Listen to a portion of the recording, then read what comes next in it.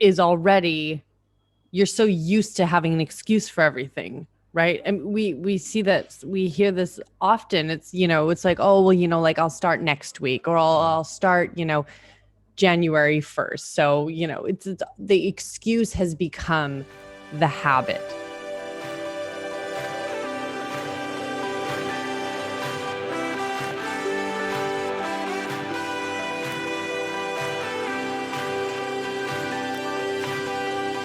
Being on a podcast, Any pitfall is too much of that.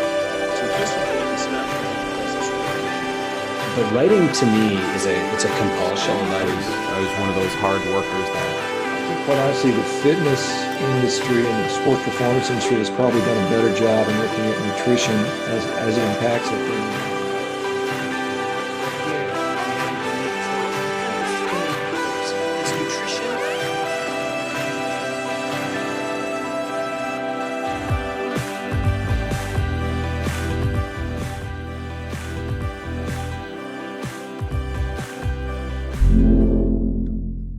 Hello. Hello and good day. Today we have Friday. It's Friday. You have the Friday feels? Yeah. Yeah, I actually, no, I do. I do have the Friday feels today. I have nothing planned for the weekend, which is great. So no. It's not so much to plan at the moment. Like, should I be in my apartment or go out, or be in my apartment? Yeah, exactly. And I can always find something to do. Generally that's like not necessarily cleaning, but like organizing something, some room in the apartment, moving furniture. Oh, okay. That way, that kind of things. Yeah, definitely. There are a lot of those things building up, and I definitely have that if I have more time, then I like to revamp and do stuff. And sometimes that can be maybe annoying, because at least I've done it a couple of times where my family's been gone, and then suddenly I have more time. And when they come back, I've changed like the setting of a room. And otherwise, how are things going? Otherwise things are good. It's been a challenging time, if I can be honest. We've with my nutrition, I kind of hit a wall last week and had to change some things up because I wasn't doing so good. It's not even that I was, hungry or feeling extra hungry. It was that I had no energy. It was really affecting my workouts, my mood, which is the biggest thing. Just not resting well, not sleeping well. So I had a good long talk with my coach, and we kind of decided to continue, but change things so it would be more enjoyable, still a challenge, but not suffocating and depleting. So things are kind of back on track in a much more productive way. And then all of a sudden it's like you feel more successful, and you can do more, have more energy, be in better spirits, sleep better, recover better. So all in all, it kind of just, everything changes in your life, so yeah. I was just checking my recovery here. I'm at 70% in the greens. I have the Whoop here since a couple of months, and I'm pretty surprised because I did a hard workout yesterday, and I had 3.5 hours sleep, and still I'm at 70%. So 3.5 hours sleep. Yeah. Now, that's pretty good for you? No, this is bad. Okay. But yeah, this is something that has been kind of the thing that I've tried to get better at, is my sleep, for sure. But tracking my sleep now, I really realize how bad it is. and it really affects my performance. Yeah. And I guess that has to do something with the topic of the day too, with like changing habits and so on. Mm-hmm. And I can say just say regarding like my sleep, it is a habit for me to push my sleep. Mm-hmm. And I definitely there are so many drawbacks from it, but there are some positives that I get from it. Mm-hmm. And it's this I don't know, psychologically it is this time where I'm free to, like, when it's night, everyone is sleeping and so on. This is time where I'm free. There's no expectations. There's no time to keep track on or anything. And that's usually a thing. I never look at the watch. I just work until I feel tired. You can't. Yeah, exactly. Until my eyes start to fall together, and sometimes the earlier. But so now because of the corona situation, the lockdowns and so on, that's led even more to this, because I need more time with let's say with the family, and then I need to do stuff when the family's asleep and so on. And because I constantly want to do the best out of the situation, I still think we can do more and do better things, like when it comes to coaching, doing the coaches development, to educating myself, reading, if it's about coaching or it's about business practices, taxes, and all those things that you need to kind of attend to. And right now I just feel like because of the situation, I'm stressing a bit extra on that, trying to be on top of as many things as possible. And maybe it will get a bit better when we're back at like normal operation. Well, that leads us into what we're going to be talking about today, which is habits in all kind of forms, that they show up. And it's a habit is deformed as a settled or regular tendency that's generally something that's very much instilled in us, that's hard to give up, whether that's a good or bad habit. I think what we're going to be talking mainly about today is creating good habits and how to break the cycle of the bad habit, and how to go about that when it's something that's instilled in you. Exactly. And there are many, so there are many layers to it. I think we have like the behavioral patterns that we just do because of the surroundings. And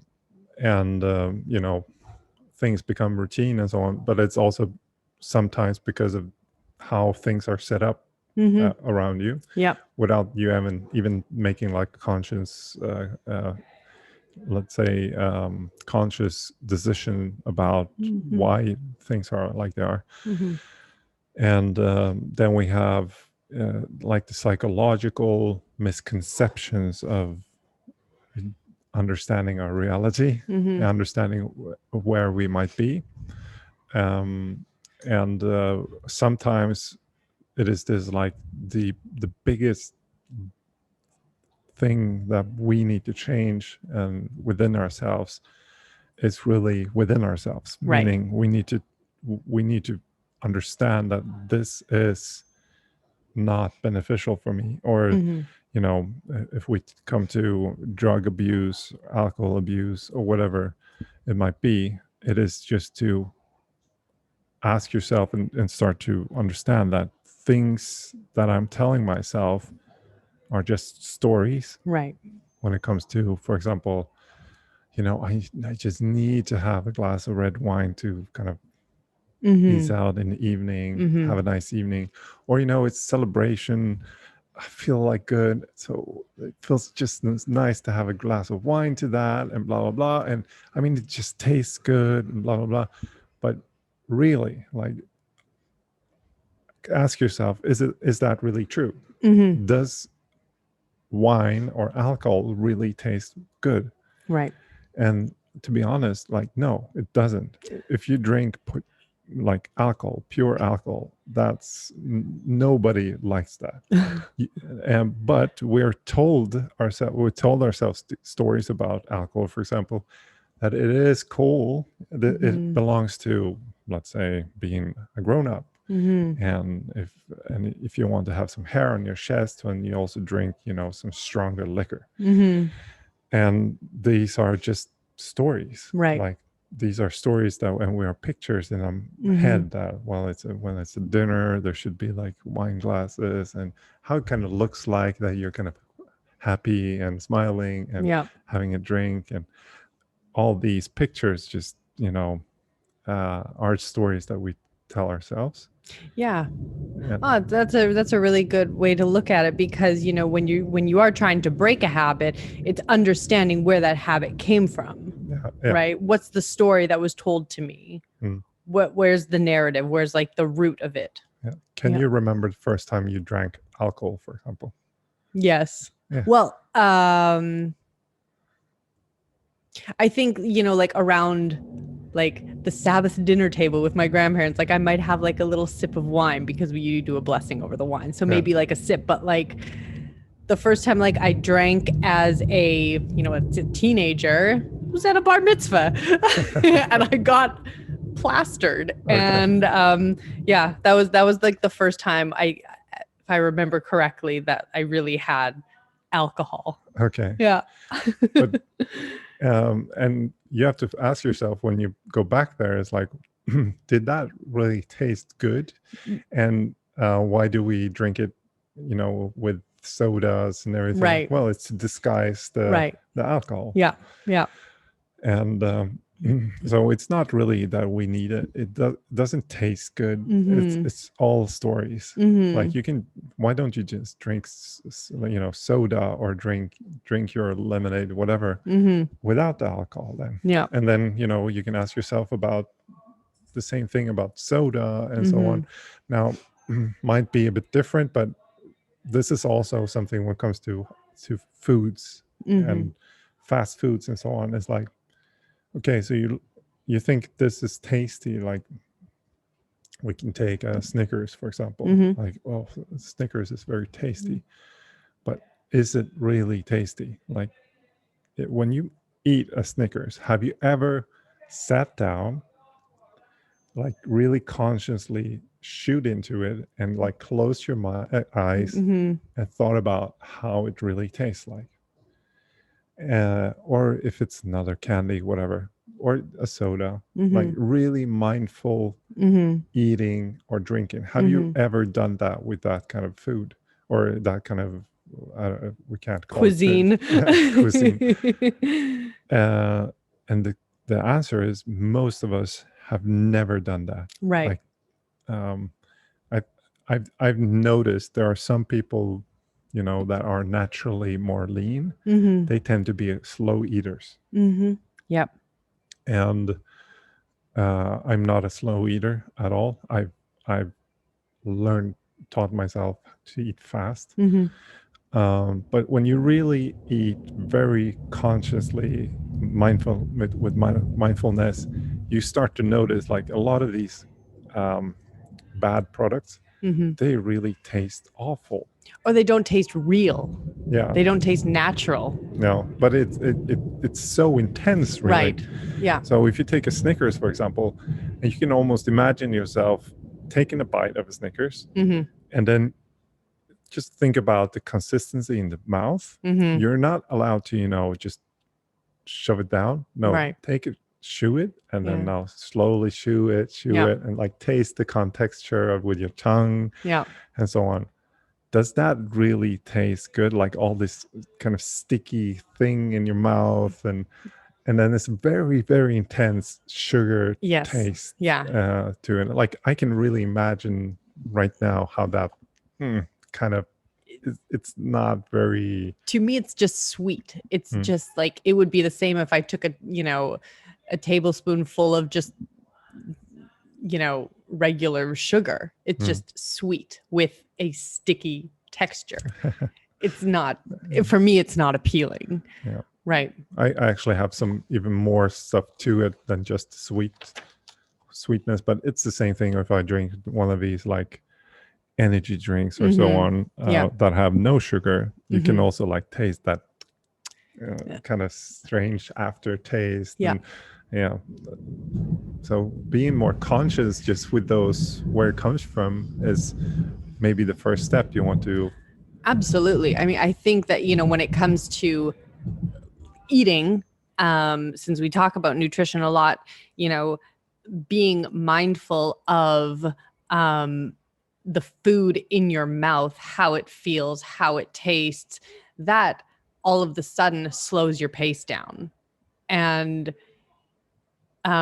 something actually happens. When you slow down, you become fuller faster.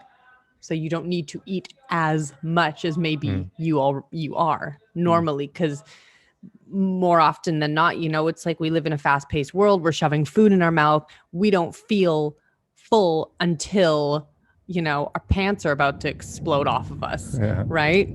So that already, when we're talking about changing habits, that's almost the first thing to become aware of, even before you start the process of changing the habit. What happens is the change kind of seamlessly already starts to happen. But when you acknowledge what's happening when it's in your mouth, that's already change starting to sprout. Yeah. I mean, one thing that comes to mind is also these, let's say, excuses. So we keep this to relevant to the CrossFit and training and so on. Like this phrase is like, well, I don't really have time to train now because I have other priorities. But I will train later. And or my wife, blah blah blah, so I can't train. My kids, blah blah blah, I can't train. My work, blah blah blah, I can't train. So excuses, but that's also the story you're telling yourself. Yeah. And what you're actually saying is like, I don't have any control. Right.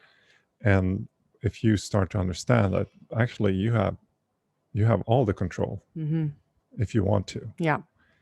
And all those other things are not, it's a decision. You are doing the decision. Like don't blame it anywhere else.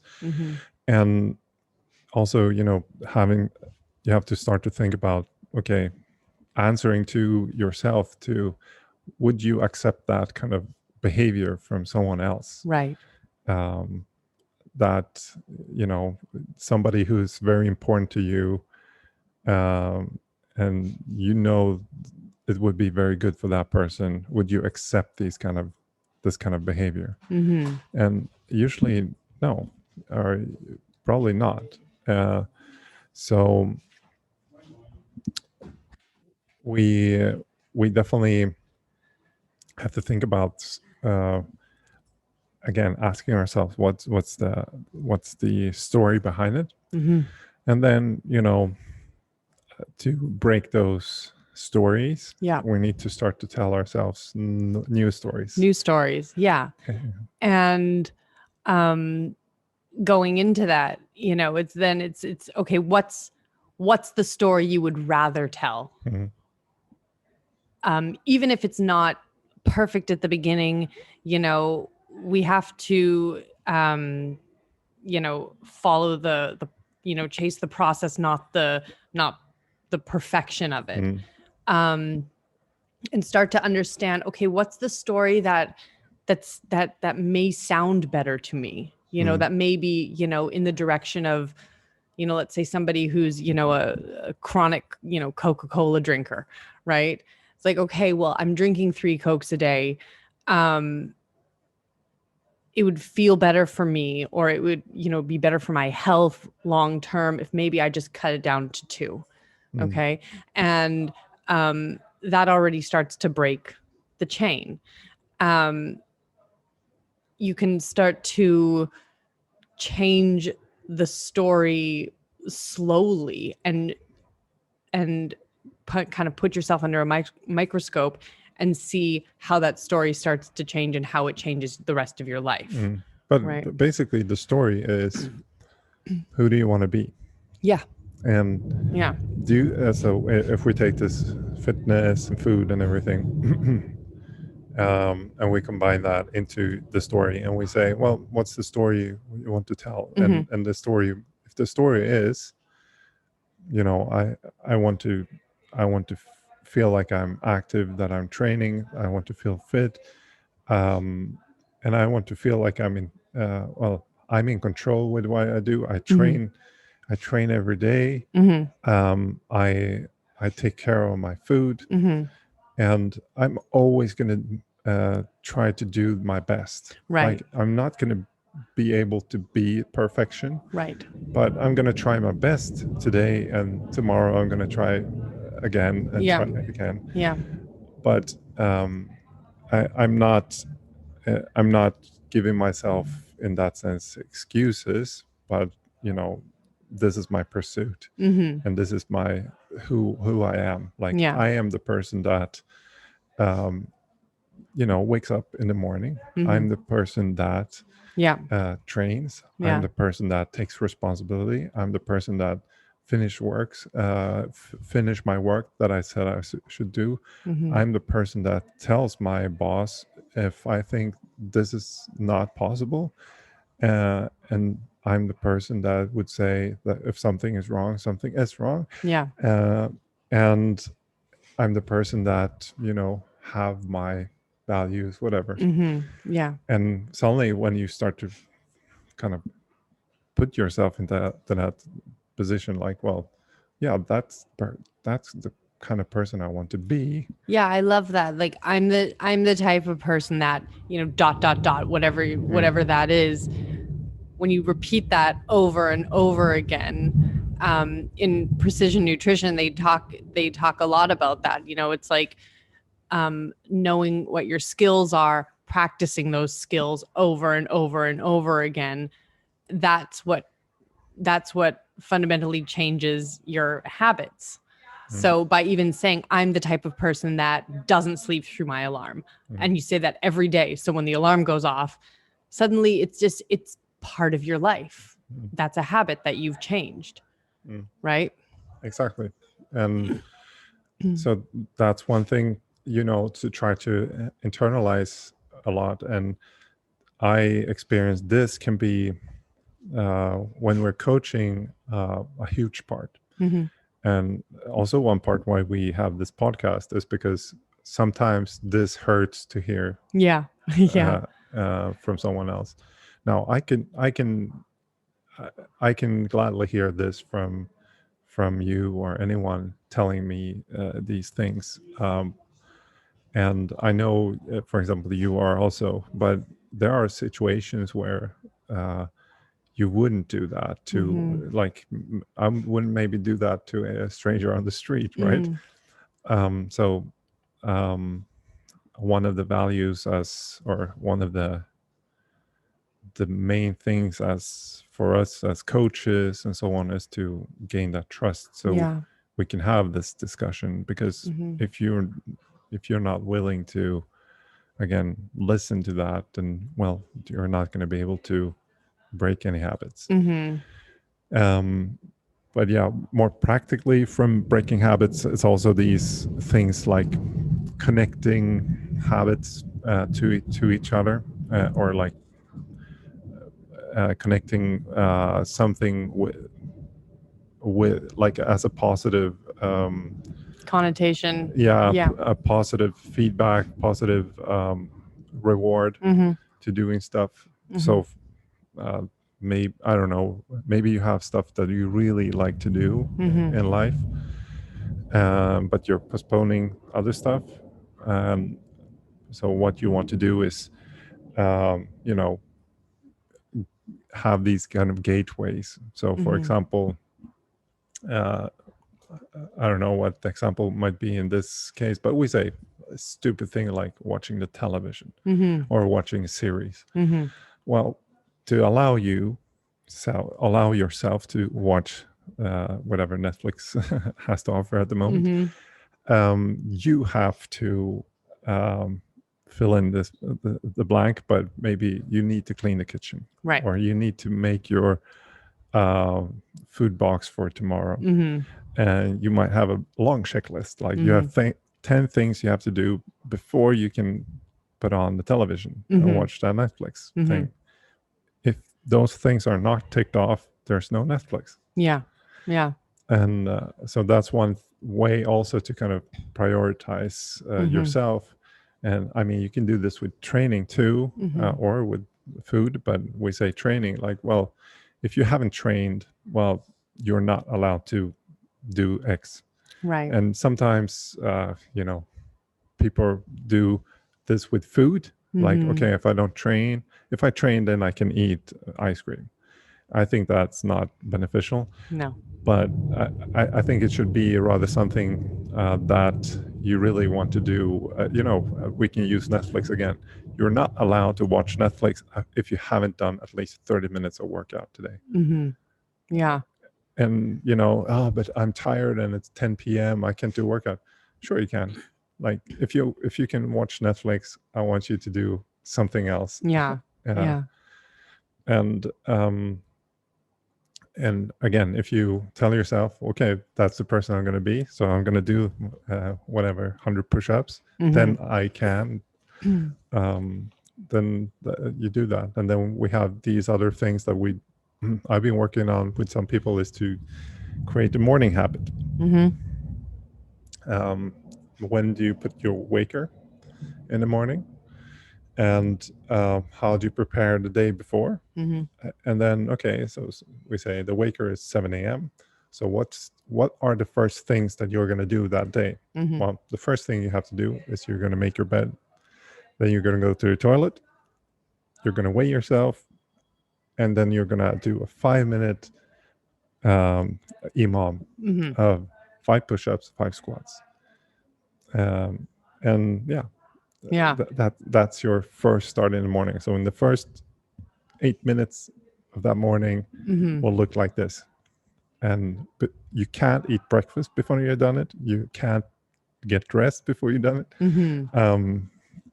And of course, you have to know your surroundings, whatever it might be. But right. I understand that can be difficult in other situations. But if it comes to, again, training, I don't have time to train. Well, when do you go up in the morning? Like 7. Well, go up at 5:30. Yeah. But I'm tired. That's like, go to bed earlier.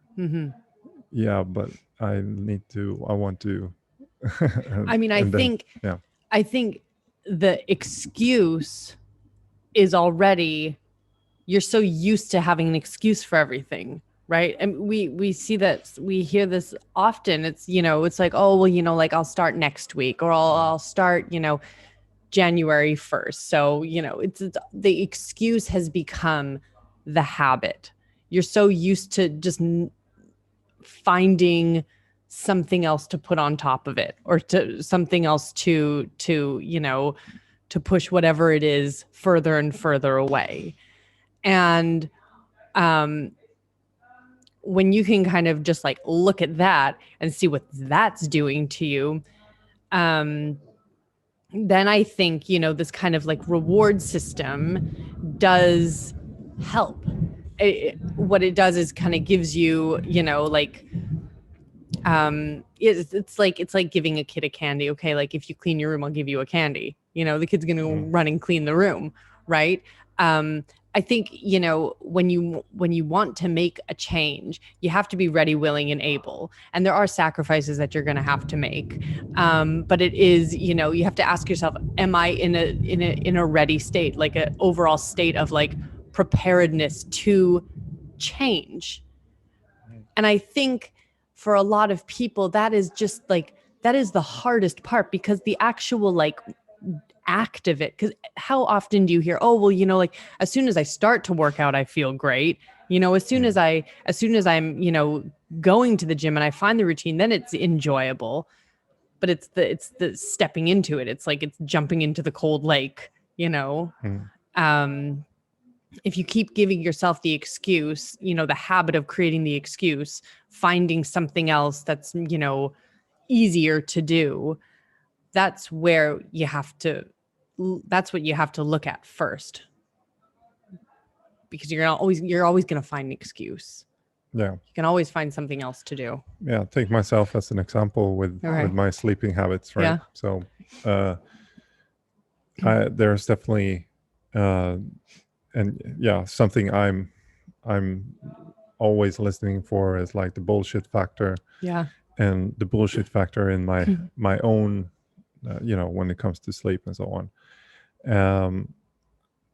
And yeah, you know, I'm very conscious of what's happening, and yeah, I do want to improve. And I do also improve from time to time. Now it's setting up the routines around all these things, which I'm trying to get my head around, which is, again, it's the business side of things, but it's also like from a family perspective side. So, okay, how do I puzzle everything together? And yeah, I guess that's one of the biggest struggles for me, to get all the things in my, you know, in my cluttery head, to you know, suit there. Because right now, what is the price is my sleep and also my performance. So. Yeah. But I like this idea of this, what you were saying is that, you know, I'm the guy that, I'm the type of guy that tries to fix this. Right. Yeah. But when you create a mantra for yourself, you know, like I remember last lockdown, last lockdown, you know, I was waking. We're almost back where we started. Yeah, pretty much. God. You know, I was waking up at 3:30, 4 o'clock in the morning, and there were to study the precision nutrition. And there were some mornings where like the alarm would go off at 3:45, and I was like, what would a really good student do right now? Get out of bed. And I just like, that was like kind of like, I just like instilled that in my brain. And it's not that waking up became easier, but it gave me more purpose. It was like I was doing the work, but I had an understanding of what the work was. Yeah. I mean, sometimes it helps to have this outer accountability of, I'm not talking about a coach, but this is kind of where, for some people, I guess, like religion is like you have this spotlight on yourself, like somebody's watching on you. And I mean, I think about that in those terms when I do workouts, for example. If I'm alone and I train, I think somebody is filming me or watching me. Not like from a suspicious way, but I'm thinking like, no, but I want to do this good, just as if somebody would be there. Yeah. And because it doesn't pay off. You know, it pays off if you do it well, when nobody's seeing. And I like this, and this thing that Steve Jobs got from, you know, he got it from his father, who was a mechanic or so, and they always asked Steve Jobs, why did they put so much effort into making the computers look good inside? Because nobody's going to see how it looks like inside. But there's something in that, like, no, but you want to do it really good, even though nobody would ever see it. Yeah. Doesn't mean have to be perfect, but like I really put my effort into doing this well from the, even though nobody would see it. And this is kind of something I always, it's not, I don't need to do it for someone else in that sense, but it's for me that right. It's your own stakes. How high are your own stakes? Yeah. And yeah, like especially when people are on like weight loss journeys, how high are the stakes for you? Is it is it a dire, I really need to lose 20 kilos because the doctor says I'm going to have a heart attack in a couple of years? Or is it because I really want to fit into my wedding dress, in a few months? Or is it I need to, be able to run up the stairs for my kids? What are your stakes? What is your purpose? What's the intention? And when you can have that at the forefront of your mind, when you can have that as your guiding principle, then I think, your habits or the things that you want to change in your life will come into fruition, but you have to kind of be steadfast on them. And not to say that it's easy, not to say that it's a walk in the park, but it makes kind of the road there much more rewarding. Yeah. Yeah, no, definitely. I mean, yeah, as most people say, it's like finding purpose and everything has very much to do with it. Sometimes, or very often, we like, this is the common thing, like what is my purpose? What do I want to do? And so on. It's not always 100% clear. No. But there are some things that you probably would like to do, and it's that one, you would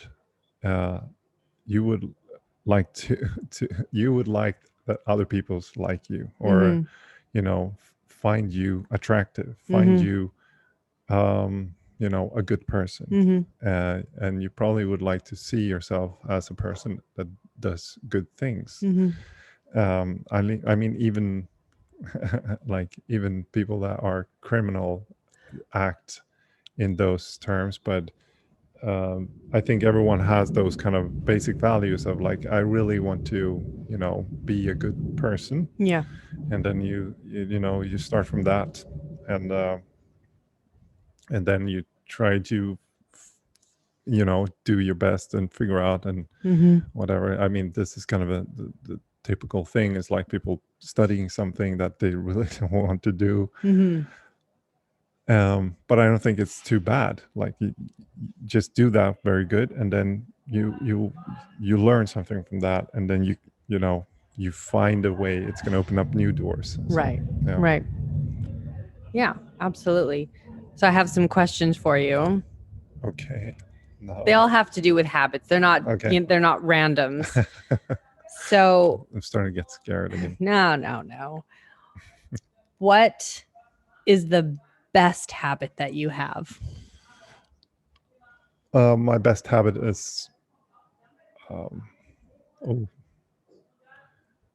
that comes down to my values, I guess.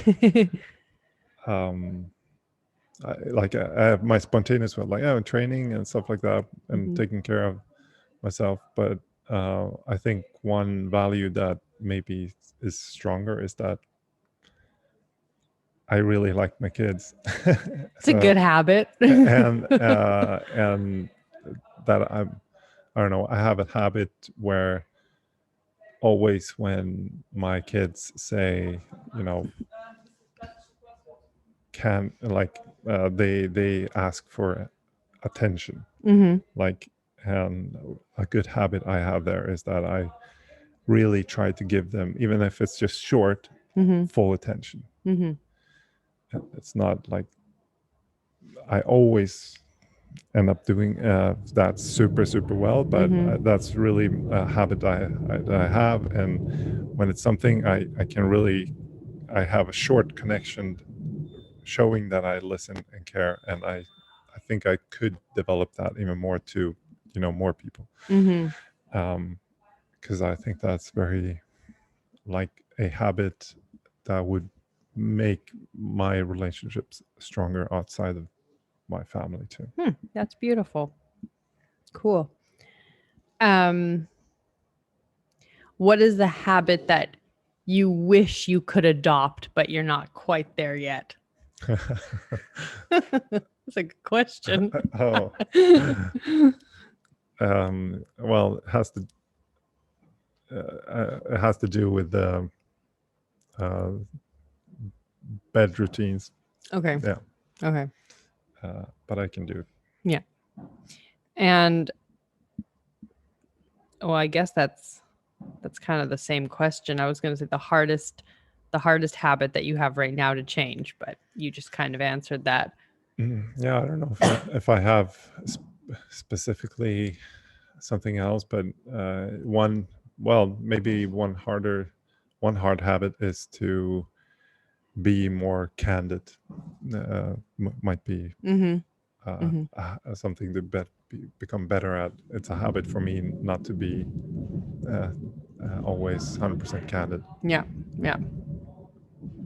Okay, I wasn't gonna ask you but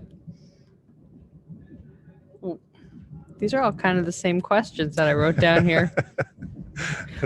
What's a habit that's, well, I guess it's kind of like your kids, but what's a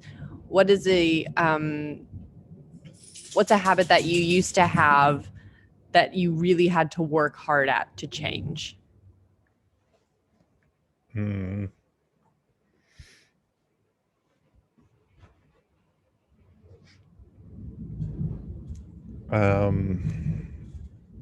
I think I had it might have been like before was to kind of bounce out of bed, maybe. Now I'm like now I know I can choose. I can still be lazy bouncing out of bed, but now I know I can choose.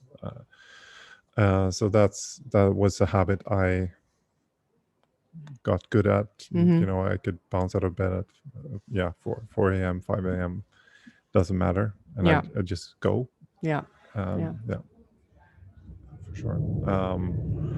But yeah, it's I don't know if I can say it's a habit because I don't do it that regularly anymore. But yeah. Okay. Well, I mean, I think, overall habits are something, that we do have, more control over than we think we do. At the end of the day, I think that the first thing is acknowledging the habit, the root of it, where it comes from, the story that we tell ourselves, like you said, and being able to look at that and really understand, is this habit serving me in my life? At what cost is this habit serving me? Is it benefiting me? Is it taking away things in my life? And that's where you can where you can decide, do I want to change this? Do I want to keep this going? Or do I want to make a change? Yeah. Oh, good said. Yeah. All right. Thank you very much. Thank you very much for today, and let's see. Yeah, I have to ask you, what's your biggest habit challenge?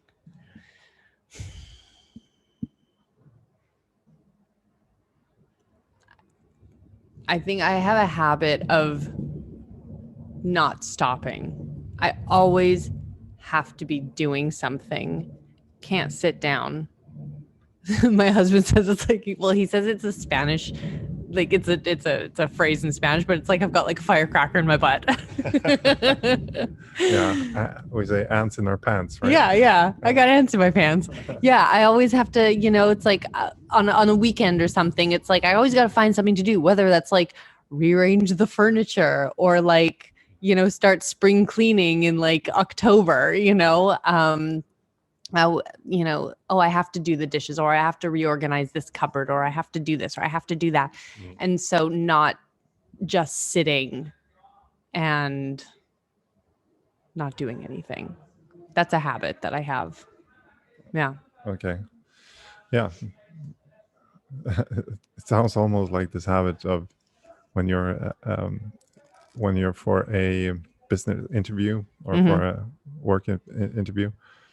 And what's your biggest or worst? What's it called? Your weakness, your flaw. Your biggest weakness. Yeah. My weakness is I work too much. Yeah. My weakness is my strength. Yeah. No, I understand what you're going for. It can be exhausting for you and exhausting for other people too. Everybody else around me. Yeah. All right. Well, till next week. Until next week, and adios, amigos. Adios.